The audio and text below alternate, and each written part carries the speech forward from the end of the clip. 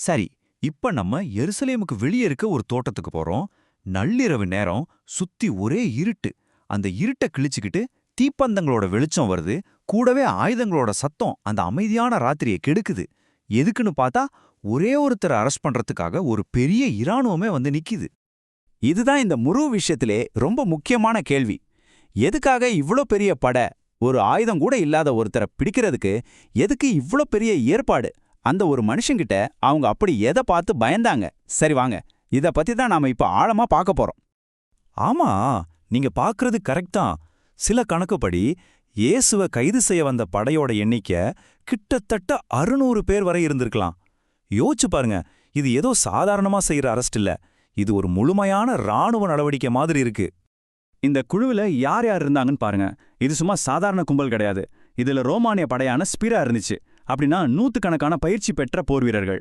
அவங்க கூட தேவாலயத்தோட சொந்த போலீஸ் படையான ஹைப்பரடாஸ். இது மட்டும் இல்லாம மத தலைவர்களும் சேர்ந்து யூதாஸோட வழிகாட்டுதல்ல வந்தாங்க. சொல்லப்போனா ஒருத்தருக்கு எதிரா ஒரு பெரிய ராணுவம் மற்றும் மத கூட்டணியை உருவாகியிருக்கு.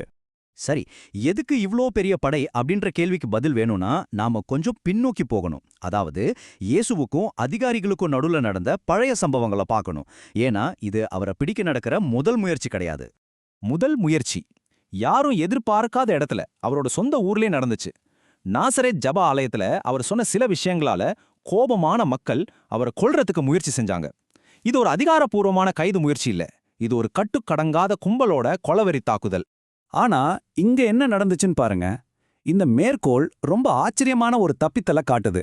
ஒரு கோபமான கும்பல் அவரை மலையோட உச்சிக்கு இழுத்துட்டு போறாங்க. ஆனா அவரோ ரொம்ப சாதாரணமா அவங்களுக்கு நடுவுல நடந்து போயிட்டே இருக்காரு. இது எவ்வளவு திகைப்பான ஒரு விஷயம் பாருங்க. முதல் முயற்சி ஒரு முழுமையான தோல்வி. அவங்கள பொறுத்த வரைக்கும் இவ்ளோ பெரிய கோபமான கூட்டத்துக்கிட்ட இருந்து ஒருத்தர் இவ்ளோ ஈஸியா தப்பிச்சு போறதுங்கிறது சாதாரண விஷயம் இல்ல. இது அவங்க மனசுல ஒரு பெரிய சந்தேகத்தை விதைச்சது. இப்போ முதல் அதிகாரப்பூர்வ முயற்சிக்கு வருவோம். இந்த தடவை தலைமை குருக்கள் தேவாலயத்தோட காவலர்களை அவரை கைது செய்ய அனுப்புறாங்க. இது நல்லா திட்டமிட்டு நடந்த ஒரு நடவடிக்கை. ஆனா இங்க பாருங்க, இந்த தோல்விக்கு வேதம் சொல்ற காரணம் ரொம்பவே வித்தியாசமா இருக்கு. காவலர்களால அவரை பிடிக்க முடியல, ஏன்னா ஒரு தெய்வீகமான தடை இருந்துச்சு. அதாவது அவருடைய நேரம் இன்னும் வரவில்லை. மறுபடியும் தோல்வி. இந்த தடவை அதிகாரப்பூர்வமா போன காவலர்களே வெறுங்கையோட திரும்பி வராங்க. இது அதிகாரிகளோட விரக்தியை இன்னும் அதிகமாக்குச்சு. சாதாரண மக்கள் மட்டும் இல்ல, பயிற்சி எடுத்த காவலர்களாலேயே அவரை நெருங்க முடியல. மூன்றாவது முயற்சி இன்னும் பயங்கரமானது.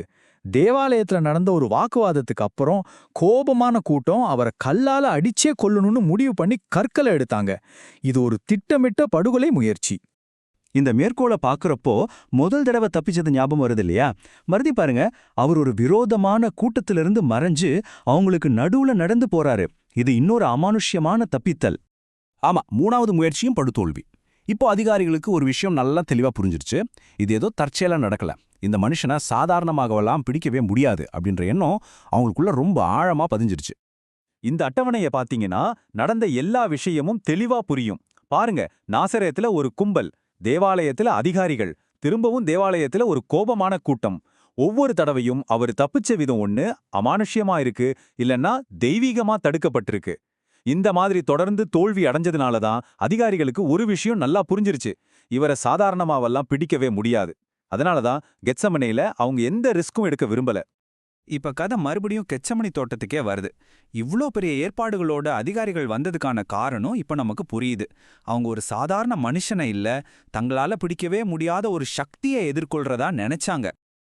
ஆனா இவ்ளோ பெரிய படைய பார்த்து இயேசு ஒளியவோ ஓடவோ இல்ல.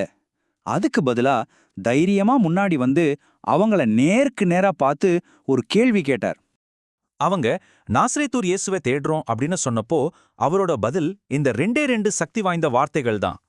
இந்த இடத்த கொஞ்சம் கற்பனை பண்ணி பாருங்க. இதுதான் அந்த முழு சம்பவத்தோட உச்சக்கட்டம். அவர் நானே அப்படின்னு சொன்ன ஒரே நொடியில அந்த 600 பேர் கொண்ட முழு படையும், ரோமானிய வீரர்கள், தேவாலய காவலர்கள் எல்லாருமே பின்னாடி போய் தரையில விழுறாங்க. வெறும் 2 வார்த்தைக்கு இவ்ளோ சக்தியா? அவரோட வார்த்தையில இருந்த அதிகாரம் அவங்கள உடல் அளவிலே தாக்கியிருக்கு. இதுதான் கதையோட திருப்புமுனை. அவர் நினைச்சிருந்தா அந்த நொடியே அங்கிருந்து போயிருக்கலாம் அப்படின்றது ரொம்ப தெளிவா தெரியுது.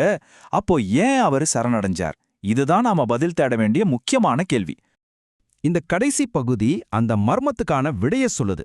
அது ஒரு கைது கிடையாது, அது ஒரு முழுமையான சரணடைதல். இந்த ஒப்பீட்டு அட்டவணைய பாருங்க. இது எல்லாத்தையும் ரொம்ப அழகா விளக்குது. கெத்சமனைக்கு முன்னாடி வரைக்கும் அவருடைய நேரம் வரல. அதனால யாராலையும் அவரை தொடக்கூட முடியல. ஆனா கெத்சமனையில நேரம் வந்து விட்டது. அதனால அவர் ஒரு தெய்வீக நோக்கத்துக்காக தன்னைத்தானே ஒப்பு கொடுத்தார். இந்த மேற்கோள் அவர் மனசுல என்ன இருந்துச்சுங்கிறத தெளிவா காட்டுது. இது அதிகாரிகளோட வெற்றி இல்ல. இது தந்தையோட விருப்பத்தை நிறைவேத்துறதுக்கான அவரோட சொந்த முடிவு. அப்போ நாம புரிஞ்சுக்க வேண்டிய முக்கியமான விஷயம் இதுதான். அதிகாரிகள் அவரை பலத்தாலேயோ திறமையாலேயோ பிடிக்கல. அவரால தப்பிக்க முடியும்னு அவர் பல தடவை நிரூபிச்சு காட்டியிருந்தார். அவரோட சரணடைதல் அதிகாரத்தோட உச்சத்திலிருந்த ஒருவரின் தேர்வு. இயேசுவோட இந்த வார்த்தைகளோட நம்ம இதை முடிக்கலாம். இது முழு நிகழ்வையும் ஒரே வரியில சுருக்கமா சொல்லுது. அவரோட கைதுங்கிறது ஒரு பலவீனத்தோட அடையாளம் கிடையாது. அது ஒரு பெரிய நோக்கத்தை நிறைவேற்றுறதுக்காக தன்னோட அதிகாரத்தை மனப்பூர்வமா ஒப்பு கொடுத்த ஒரு உச்சக்கட்ட செயல். உண்மையான அதிகாரங்கிறது மத்தவங்களை அடக்குறதுல இல்ல, சரியான காரணத்துக்காக அதை எப்ப கைவிடணும்னு தெரிஞ்சுக்கிறதுல தான் இருக்கு அப்படின்ற ஒரு ஆழமான சிந்தனையை இது நமக்குள்ள விதைக்குது.